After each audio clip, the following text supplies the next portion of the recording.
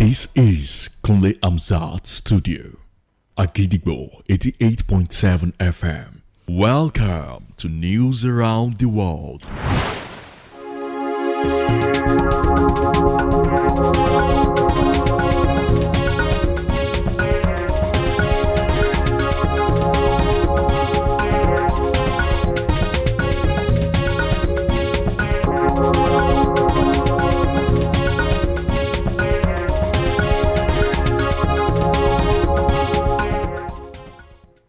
Good evening and welcome to News Around the World on the most listened to radio station at Gidigbo 88.7 FM Ibadan. I am Wuraola Yusuff. The headlines. Analysts urge politicians to stop using religion as political tool. Oyo government ramps up power push. Tehran rejects Trump's claim that it asked for ceasefire as false, baseless.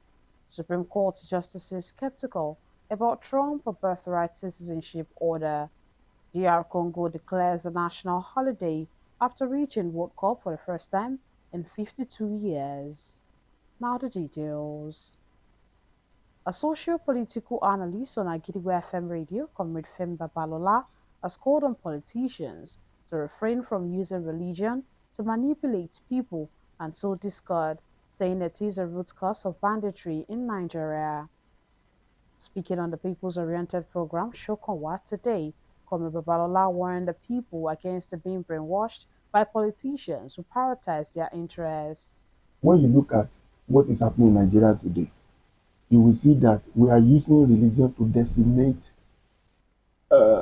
ourselves, especially in politics. We are supposed to have incorporated what was done in 1648 by Westphalia Treaty that was drawn at that time, that separated religion from politics. But in Nigeria today, whatever you want to do, you just have to agree that you belong to one religious sect or the other for you to be able to get to where you are going. In the same vein, a co-analyst on the program, Honorable Shegun Ogunbayi, attested to Comrade Babalola's view, urging the government to regulate religious leaders' public speeches to prevent hate speech and promote peaceful coexistence. As the Economic Community of West African States, ECOWAS prepared to implement the proposed single currency called the ECO in July 2027. The ECO is intended to become the common currency for West African countries, therefore replacing several national currencies and possibly the CFA franc used by some countries and the naira used in Nigeria. Although it is still at a proposal stage, the people of Nigeria are yet left to imagine what will be the fate of the Nigerian naira. On the big story, Agidigbo FM News correspondent Olajumoke Oladunjuri reports on everything you need to know about the proposed eco currency. Here is the report. The Economic Community of West African States, ECOWAS, is a 15-member regional group founded in 1975 via the Treaty of Lagos to promote economic integration, cooperation and development across West Africa. Its aims involve creating a single large trading bloc, fostering self-sufficiency, free movement of people, and regional peace and security. The last edition of our big story covered the history of the Nigerian monetary system, the devaluation of the naira, and the cash crunch of 2023. Today, the edition of our big story aims to cover the eco-currency proposed by the ECOWAS, a plan that was first proposed in the year 1983. Later, in the year 2000, it was proposed again as countries signed the Accra Declaration to create the currency. In the year 2019, ECOWAS officially adopted the name ECO. A launch was planned in 2020, but it failed, and now that 2027 slowly approaches, it has been marked as a target launch date for the ECO currency. The ECO is intended to become a shared currency for ECOWAS countries to either replace or with the probability of existing alongside national currencies like the Nigerian naira, Ghanaian cedi, and the CFA franc used by several Francophone West African countries. With an aim to create a monetary union across West Africa so that the region operates with one currency, we are still left to wonder what could be the fate of our economies and even so much so, Nigeria. It is said the ECOWAS wants a single currency to promote easier trade, lower transaction costs, for stronger regional economy, to reduce inflation volatility, and for faster cross-border payment. This way, businesses won't need to convert currencies when trading across West African borders. There will be no exchange fees between countries, and in existence will be a bigger, unified market that would attract more foreign investment. The delay with its release so far boils down to some tangible reasons, of which the main reason is that many ECOWAS countries do not meet the economic requirements needed for a common currency.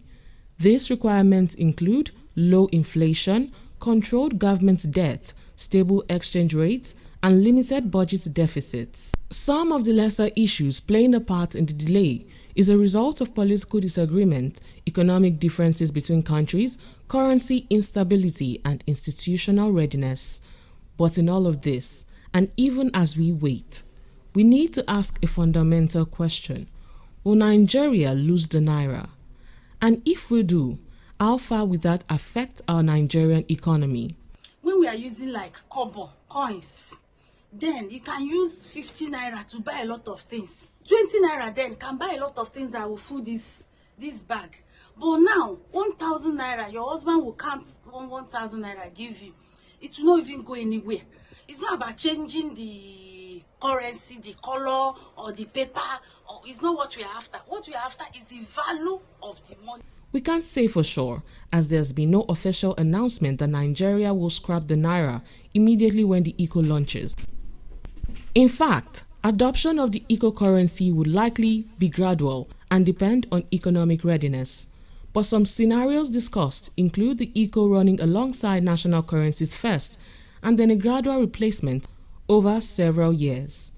The eco is an attempt to create a hero-style currency for West Africa to make trade and economic cooperation easier among ECOWAS countries.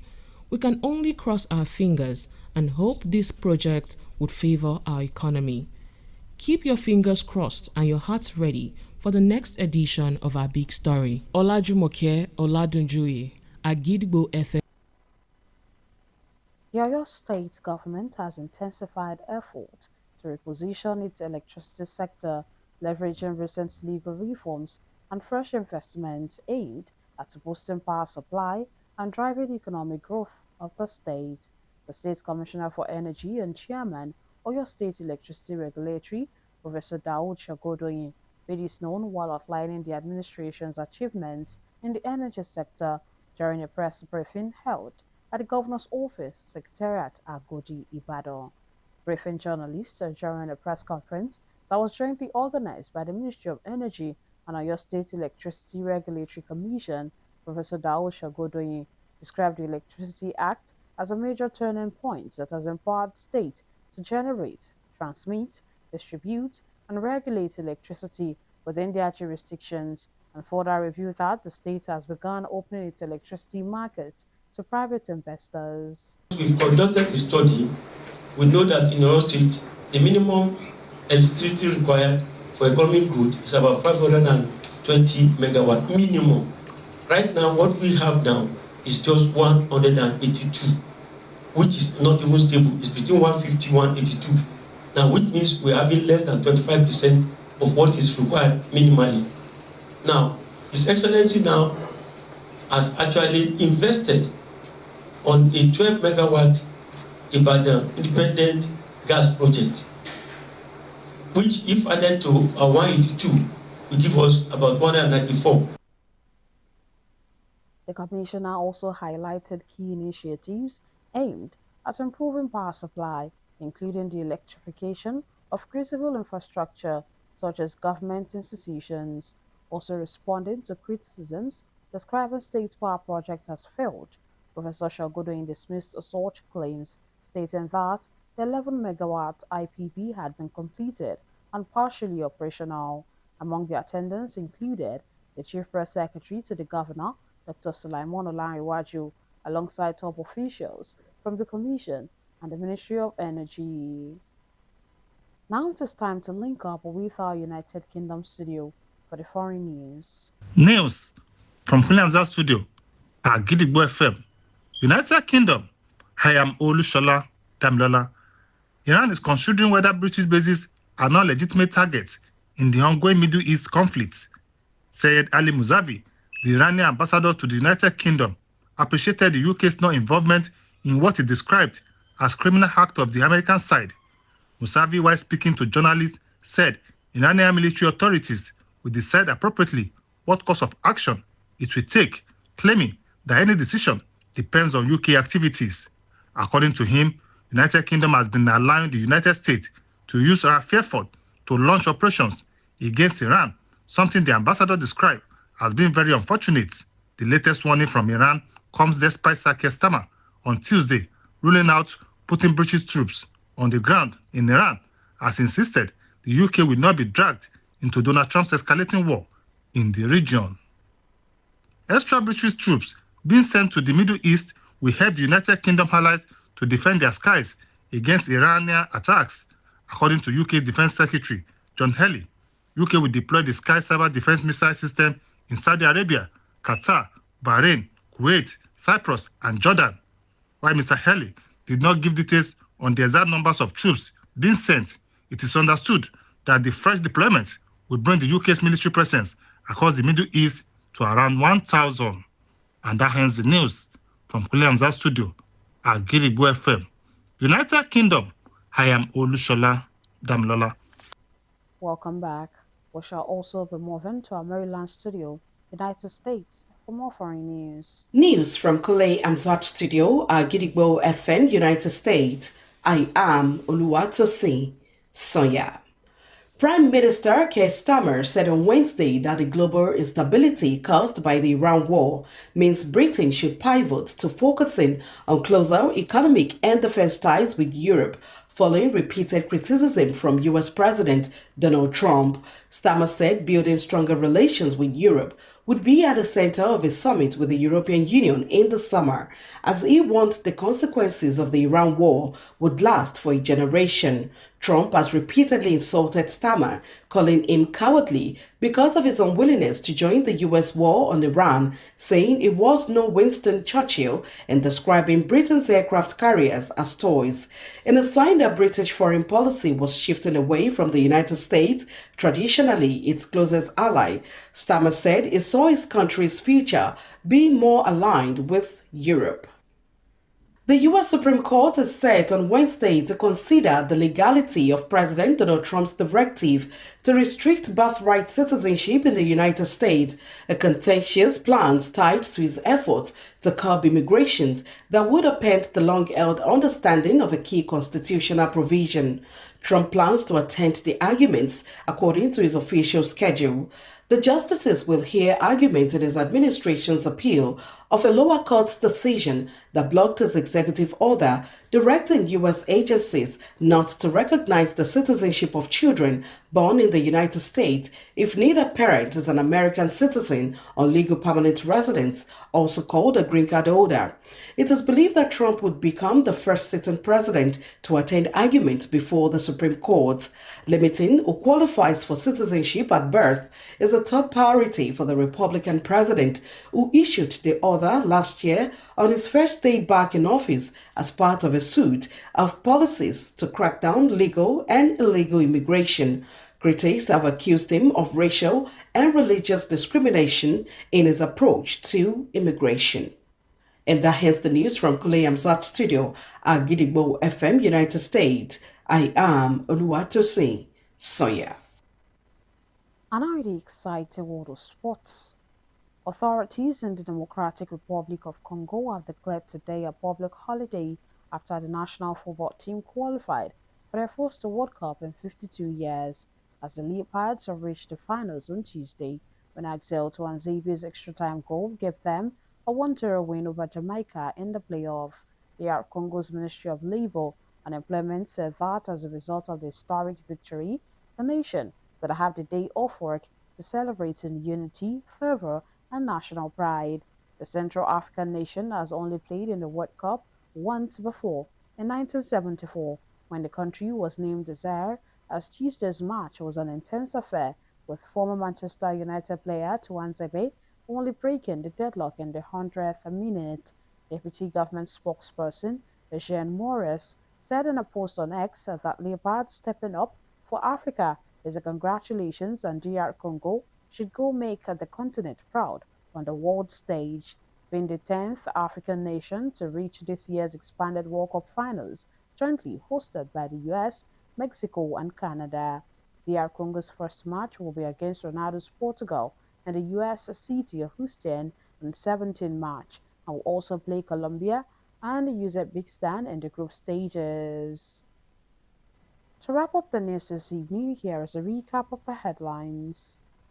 Analysts urge politicians to stop using religion as political tool. Oil government ramps up a power push.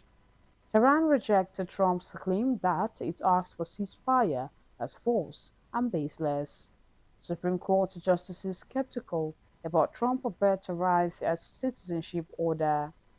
DR Congo declares a national holiday after reaching World Cup for the first time in 52 years.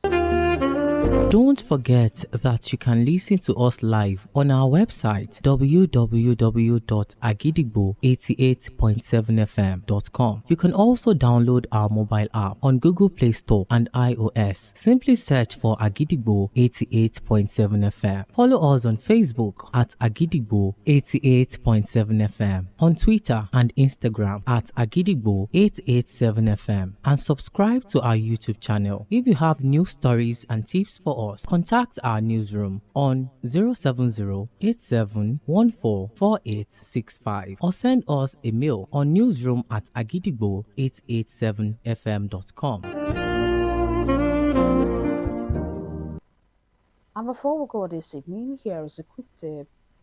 Do not let the fear of losing be greater than the excitement of winning.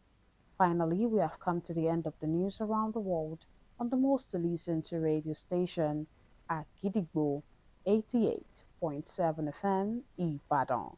I am Wuraola Yusuff. Thank you for listening. Good evening. News is information, and information is power. At Agidigbo 88.7 FM, we bring the news from top to bottom. The Oyo State Independent Electoral Commission (OISEC) has called for continuous collaboration. We bring you reports from Oyo State. The Oyo State House of Assembly has called for thorough investigation. Southwest Nigeria and the rest of the world. Has clarified that the body did not receive any cash support from international development. Trust us to keep you informed every hour, every day. Agidigbo 88.7 FM.